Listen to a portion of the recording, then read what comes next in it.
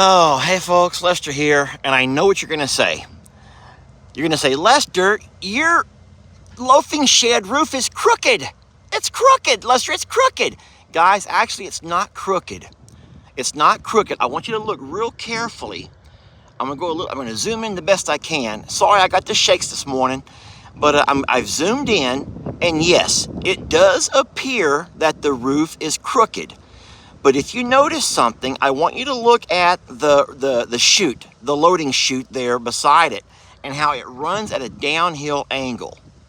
The loading chute runs at a downhill angle. The loading chute was there first, and it was built with the terrain. It was built along the terrain of the property, which runs at a downhill slope, right? So we're on the high hill, we're running down a slope towards where the water drains, right?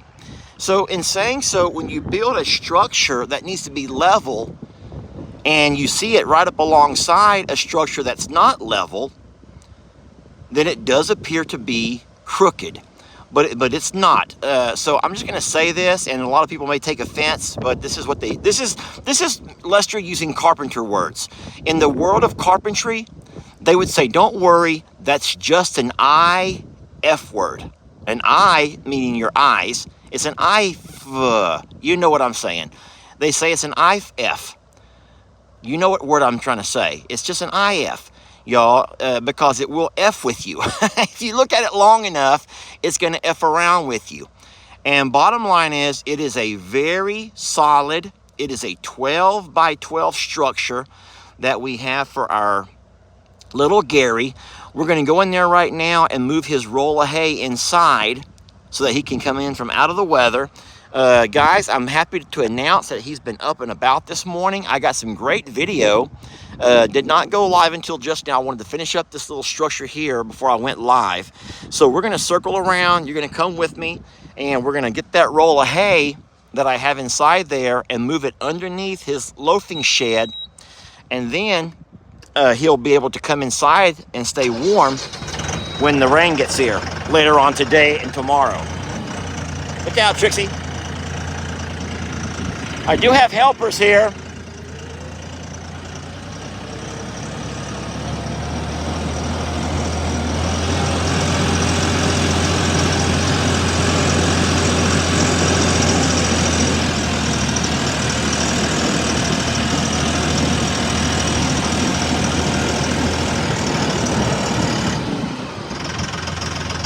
I need to open this gate. Lord, don't let me slip down while I'm trying to video. Lord, help me. Move, Chrissy. That would have been the most embarrassing thing for me to slip and fall while I'm trying to video. On a live video that I can't delete and edit. All right, let me open this gate up over here. Now, this is going to be pretty tricky. What I have to do is find a way to get this roll of hay inside, or at least close enough inside the loafing shed as possible. Right here is the loafing shed. We're out of the weather right now, and I want to put that roll of hay right along here if I can. If I could get that roll of hay along this north wall, that could also help prevent a lot of that north wind, that cold north wind that blows in. So what I need to do, here's what I'm going to do. All right, so I do not have enough space with my tractor to drive all the way through, come circle around and pick up from this side. Because what I want to do is actually drive in from over here. And I want to drive it right in over here and set it down right there. I can't do it from this side because there's a half wall over here. So what I'm going to do is go ahead and pick up the roll of hay. Oh, Lord, Lester Eugene Morrow Jr. That is, I'm a big, look, oh my gosh, look at Pearl. I mean, Jolene, why do you get a loafing shed and we only get an old barn? I'm special. Daddy says I'm special. Well, Daddy says I'm special too. You're not that special, yo skinny butt, yo. And look at Waylon, he got, leave him alone, Jolene. You don't need to be starting mess with the new guy. This is the funniest thing. Oh my Lord, look at them. They're all gonna come up and see what's going on. Waylon's like, you know, it's really not fair that you get your very own loafing shed and we got to stay in a barn together, a smelly old barn. But hey, I want to show y'all something real fast. I want to show y'all what she did. This is what she did. This morning when I got here, he was laid up alongside the hay. She walks right up to him and starts licking on his wound. And I'm like, girl, I don't think you should be doing that. He let her. And now look what his wound looks like now. Look, she licked the entire scab off of it. She did. She licked the entire scab off of his wound. That's the same thing that a lot of y'all have been saying we should do, is debris it. And she literally went and did it herself. Now she's going to do it again. He's like, I don't like when you do that. And she's like, you need to let me doctor you. So yeah, she's come by and cleaned all of that scabbing off of his wound, which a lot of people have been saying, Lester, you need to do that. I just haven't known. I just didn't know. I didn't want to make it start bleeding again. But yep, all the scab, she just licked all of it off like a weirdo. And so maybe it needs to breathe to heal. I don't know, y'all. I don't know how it works. But I am hopeful that Dr. Cochran will be here tomorrow morning. She says that she's gonna make every effort to be here tomorrow morning. And I says, if you can, I says, I can promise you I can get them into our squeeze chute. You can work on them. And you're not going to hurt yourself. You're not going to hurt him. And so I think that she's going to try to come tomorrow morning first thing early and get this taken care of, see what she can figure out on him. And that would be great to have a vet actually be here to look at him. We're very blessed for that. Wow, I made a comment yesterday where I said that, poor counties like Polk County, Liberty County, they're in Plum Grove, and, they don't have a lot of large animal vets. It's because a lot of the farmers can't afford to pay for large animal vets. And man, I didn't realize, but you guys let me know that, believe it or not, large vets are hard to come by across the entire country. Vet schools are having a hard time finding vet candidates because, in fact, people who are in vet schools, they want to go where the money's at. And that makes sense. They want to go where the money's at. And the money is not with large animals. The money is with cats and dogs. Here's an example. I'll just give you an example.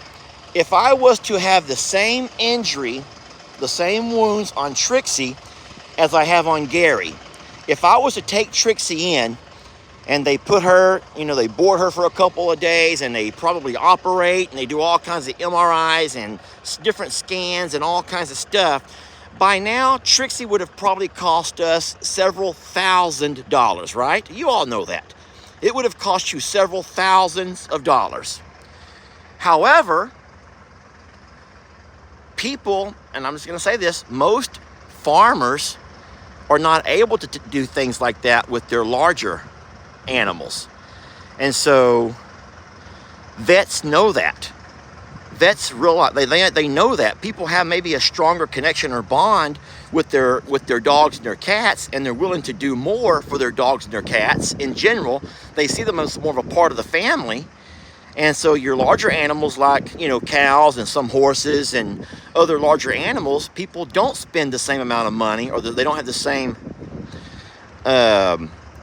but maybe they don't have the same ways to transport them and all of that. And so in what I think it boils down to is large animal vets are realizing that there's not much money to be made in large animals. They have to have a true passion, a true calling to get into large animals.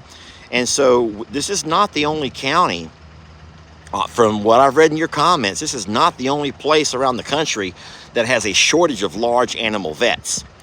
So to see, Big Thicket, is going to start doing small animals only, and they, and whatnot. I get it, y'all. I get it. I understand how business works. It makes me sad for large animals who need good vets. But we've built a bridge with our vets, and so even though they're not really seeing large animals, they're not going to leave us, out to dry when it comes to the to what the animals need. They just can't always make office hours to leave the office, come out and do stuff like this. So in saying so, Dr. Cochran is going to make every effort to come out tomorrow morning early and have a little look at this little fella and see what she can come up with. But she has done a lot of stuff with me over the phone and some videos that I've sent her, and she does not think he has a fracture in that hip. She thinks he just needs a good, heavy painkiller to help him get through these next few weeks. And then, of course, she's found stuff for me to give to him that I can help do my part. So, yeah, I'm not real knowledgeable about why there's not many large animal vets. But, man, I've heard people who have large horse ranches who can't find vets, and people who live in parts of the country that are more affluent, meaning they have more wealth in their communities. And even those folks don't have large animal vets. Large animal vets are hard to come by. All right, let's move this hay right quick, and then I'll talk to you about a few more things. So what I'm going to do is stick the hay from this side. I'm going to back it up. Lester's going to back it up, y'all. I'm going to back it up. And then we're going to come in from the other side and set it back down. Move out of the way, love. No, no, no. You can't come. You do not ride the tractor. Get down. Get down. Get down. Get down. Move. She. Move. Guys, I am so sorry. She knows. Move. Oh, Lord.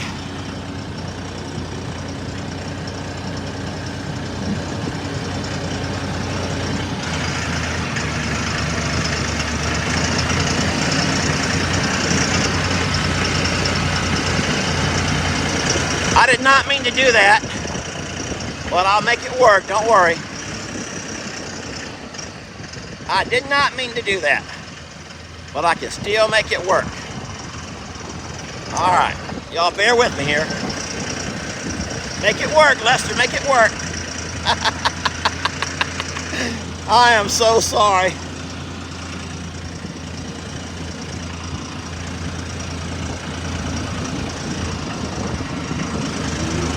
All right, look out, girls.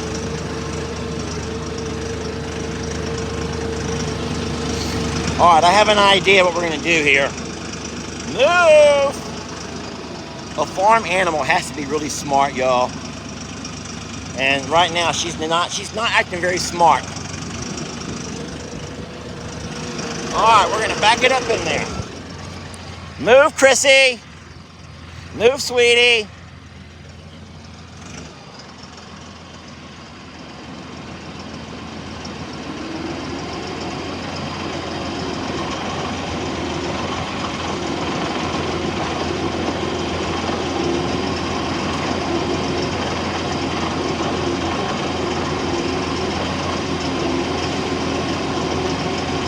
Gary's like, where the hell are you going? Where the hell you think you're going? I can't move. No, he can't. All right, I'm going to turn around and stick this hay right inside there.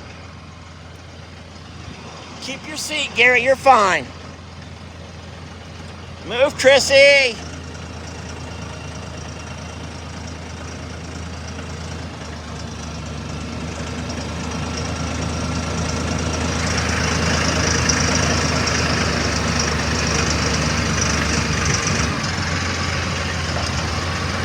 Look out, Chrissy. Backing up.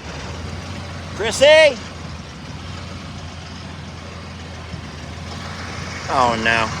I'm pulling the hay with me.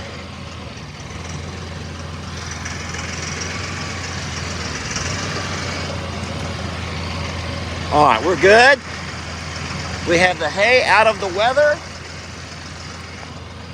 All right. Look out, Trex.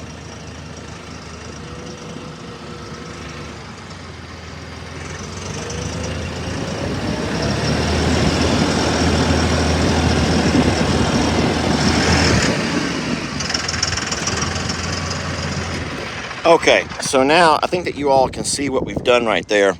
We moved the hay out of the weather. Little Gary never got up, which is fine. Little Gary never stood up. That's okay. Oh, I needed a box cutter. Y'all give me 1 second here. I wanted to cut a few more of those strings off that we've uncut. Oh, there's not a box cutter here. Okay, I need to get me a box cutter and cut a few more strings off of that hay that I just discovered. Sometimes you can't see all of the strings until they start eating on them a little bit. But this is the string that Mr. Ed uses. We like the net better, but the cows love this kind of hay. All right, so what I'm going to do, let's just talk about what I'm going to do. I'll cut these strings off. He has some green hay. I'll move it a little bit further in under. Okay, we're going to put some hay, some feed in his feed bucket. He does have water over here. This is a 12 by 12. This is a very large. He has plenty of space in here, friends. A lot of space to come under here and get out of the weather. Sweetie, okay, I'm proud of you for being a good girl. Thank you for being a good girl. Let's go ahead and spray that wound right quick. So yes, the scab has been licked off. The scab has been licked clean.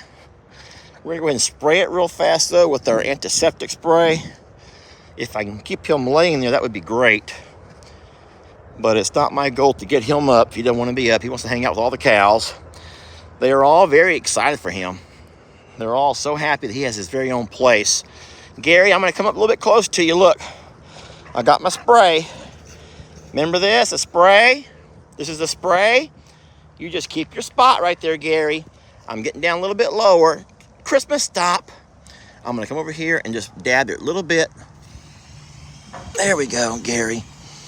Get all around there. That's a good boy. Okay. All right. Hey, you guys. Hi. Have y'all come to visit with Gary? Y'all come to visit Gary? All right. Well, I'll tell you what. I don't know exactly. Do you mind, Santana? Do you mind? Oh, no.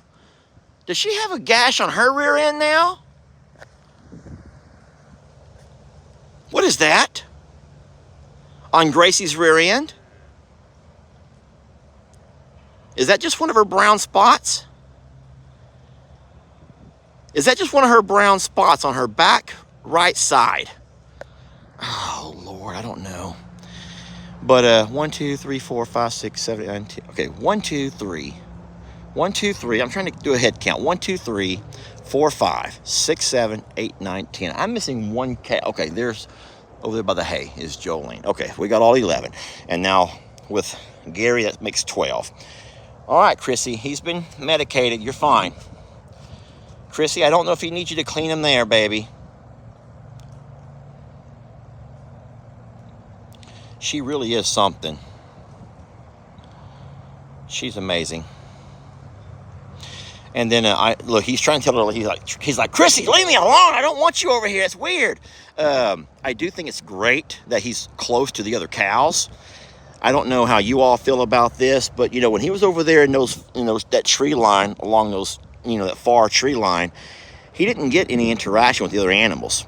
Now here, they can't mess with them to be mean, but they can come up and say hi and visit. And I do believe that probably is great for his spirits. I mean, think about it. These cows could be anywhere they wanted to be right now, and they choose to be right here with little Gary. And I love that. Now, I'll be honest, a lot of that's jealousy. They want to know what's going on with him and why he's so special.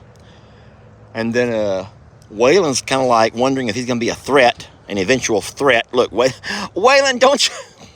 Waylon's sticking him. Waylon, stop sticking him. Waylon's not saying move. Get away from the fence.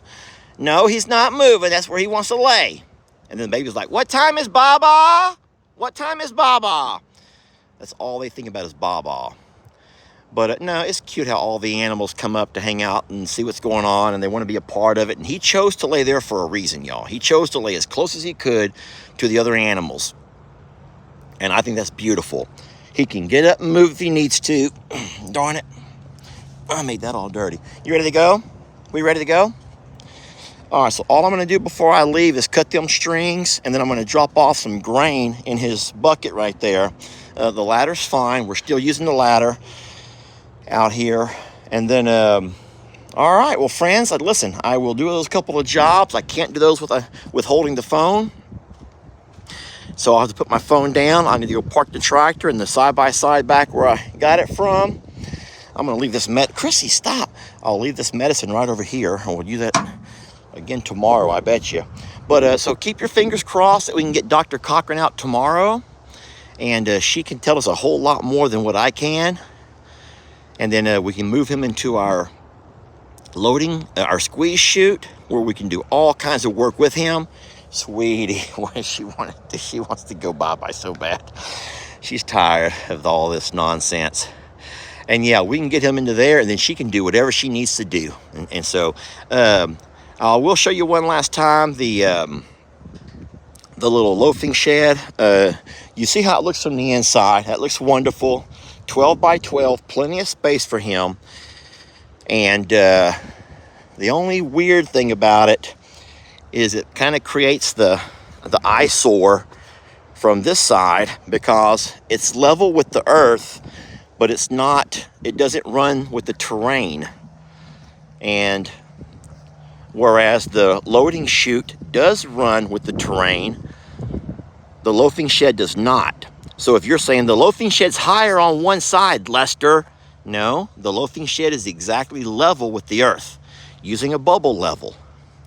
But because of the loading chute runs with the terrain, which is a downhill slope, this side is higher than this side on the chute. However, the roof is perfectly leveled using a bubble level with the earth. I hope that makes sense to you. Anyway, bottom line, it was made out of love. It was made out of care and compassion, and it was made so that Gary can stay dry when we get the heavy rains tomorrow. All right, guys, I'm going to go ahead and let you go with that. Thank you all for watching. I'm going to park the few things that I got set out, and then I will come back this afternoon to do my afternoon feed up, do the babas and all of that. But for now, Gary's fine. Thank you guys for worrying about him, and thank you for loving us so much. And we will see you guys on the next video, okay? All right, sweetie. Such a good girl. Such a great helper, too.